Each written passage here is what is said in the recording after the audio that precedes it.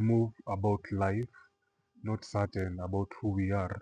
And so we go through our daily activities just seeking validation or either showing up as what people expect or who people expect us to be. When you show up as someone else, you abandon yourself naturally.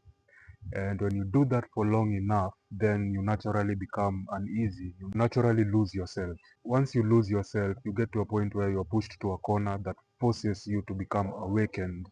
And then when you become awakened, now you start asking the difficult questions and the right questions from time to time, of which the first set of questions you're going to ask are gonna be, is this all there is?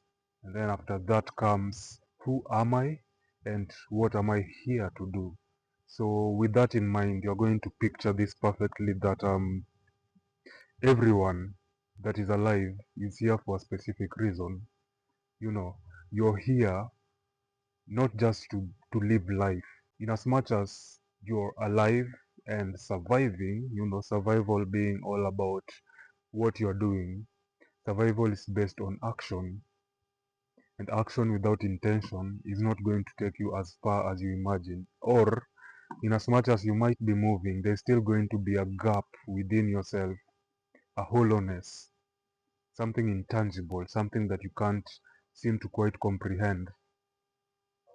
That's where your purpose resides. So it's something that you align yourself to, but it's not something that you necessarily discover, so to speak. Truth, for the most part, will never be biased, will never be one sided. It's all about everything all at once. It's going to state to you what happens in place of the lies. The currency of acting is by default intention. When you set intention towards doing specific things and follow it through to the end, then you're going to garner results.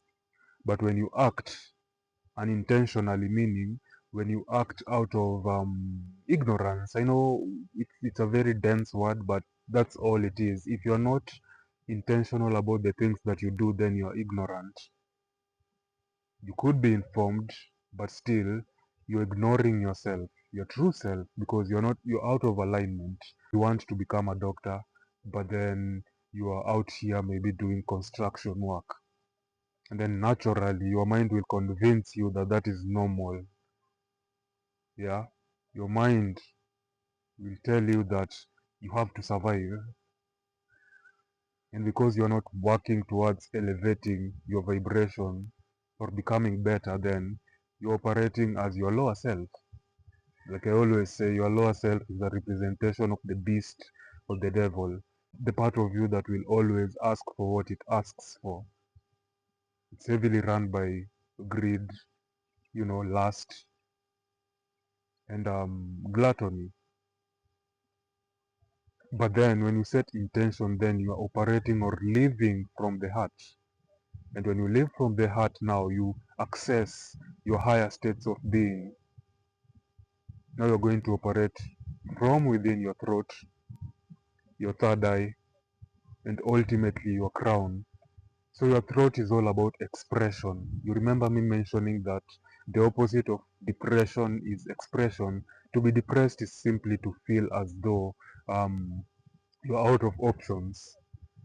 And then a distance cousin to that is anxiety. Anxiety, when you're anxious, you're basically living in the future and you're overwhelmed by options. Everything once believed becomes a part of you. So what this means is belief, again, is another currency of reality. What you believe becomes true. Now, a prosthetic is, for example, someone who has been amputated. There's an external or man-made leg that is attached to them, and then what happens is they have the ability to move that leg despite it being a foreign object. So what that tells you is you are more of an intellectual being. You are run by intelligence. Intelligence resides in your mind, and like I always say, that we have this infinite pool of intelligence, the Akashic records, where the present, the future, and the past already resides. So all you are is conscious awareness. Vibration has to do with, sound, as we are right now. I'm speaking and you're able to understand because I'm vibrating at the level at which I am. And then frequencies, on the other hand, has to do with electromagnetism. Electromagnetism has to do with you attracting experiences to your reality. It's more of a heart-centered approach to reality. So you are an electromagnetic being, meaning electric and magnetic at the same time. Your electricity has to do with the sun. The sun literally charges us, charges our system. It's the ultimate source of energy that sustains light, that sustains life in this paradigm at least. And then magnetism now has to do with attraction. You attract experiences to your reality based on your state of being. For example, worry and fear naturally attracts uneasiness. You know, you are the universe is going to present you with more things to be worried about, with more things to be afraid about, and then you perceive reality as this place where you are supposed to survive rather than live. When you're high vibrational, on the other hand, we're talking about joy, optimism, then you're bound to see more opportunities in your life. Despite where you are at, you're bound to see just the great things and the opportunities that life presents you with. You are the intelligence behind the machine. You are not just the body, you are the conscious operator of the body. What this means is your body in itself is intelligence. So a prosthetic attachment would naturally run on wires and codes, but then your body in itself runs on cells and nerves. When your imagination is out of touch with reality, then you're going to be more in your head. When you realize you're not separate from anything, everything starts to respond. What that means is everything that you see has some sort of consciousness, especially living things. Um, Man-made things are man-made things, and we can only connect with those on a mental level. You've heard of the saying, all is mind. That's what that means. You have the ability to tap into your imagination, see what already exists, and when you believe you can have it, then you become one with it. Simply put, so attracting things in your reality involves you believing that you can attain them in the first place. Once you believe, the path of how you are going to get it is going to be formed. Yeah, so in conclusion, measure your growth by the size of your problems. For instance, if you're dealing with if you're dealing with the same problems from when you're in your 20s, 30s, or 40s, being within the same loops, dealing with the same people, then you know for a fact that you're really not growing. Growth, again, is determined by the size of your problems. So the bigger your problems, the much more growth you are experiencing in life. I'm not glorifying problems. What I'm saying is, um, problems are meant to put us or to make us uncomfortable, and growth happens in the unknown. The unknown, for the most part, is going to be uncomfortable at the start, but as you move through life, then it becomes better. And then there's also the part that says that you know, you're exactly where you need to be, and you have everything that you need to just take you to the next level. But then you have to pay attention to that.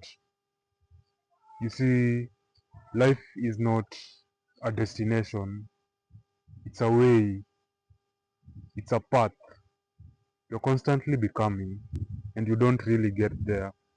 Once you understand this, then you remove all the rules and put aside all the limits. Ultimately, we are all just here to evolve. And I know people say that no one has lived life before, so no one can say what life is like and what it's not like. Again, that's an ignorant statement. It's limited, you know. Only someone who is not working to become better can say that. But when you're putting in the work, of which becoming better is not something superficial, something far-fetched, it just means you paying attention to the kind of experiences you're having, you paying attention to the loops and patterns in your life, and choosing differently. Measure your problems based on these four areas of your life: wealth, health, heart, and soul. So wealth, why are you doing what you're doing and what are you getting out of it? Yeah. How do you feel about whatever it is that you're doing? Are you forcing yourself to success? Or are you aligning yourself with success? Success in this case simply means wealth. Um, Heart. Your heart is the north and your body is the compass. Your heart sets intentions and then your body acts. So what kind of intentions do you have within your heart? Health. This is a no-brainer. You can't be wealthy when you're not healthy. Health is all about being able. You could be physically able, but mentally disabled. And when I say mental, I don't mean that you're probably a brainiac or you're insane. I just mean um, your mindset. When your mind is negative biased, then you're going to operate from your lower self. You're going to be survival run.